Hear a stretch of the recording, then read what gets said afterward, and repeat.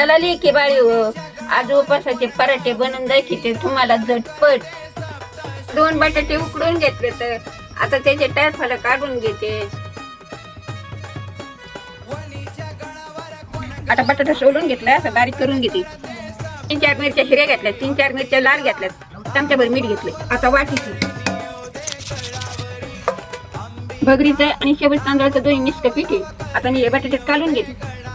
पीठ आणि लाल मिरची की बाळीवर. आता एक वगैरे तेल घेतलंय. हा बघा, हे असं कालायचं आणि मळूमळू घ्यायचं, मग मऊ होतं. मऊ करायचा उंडा.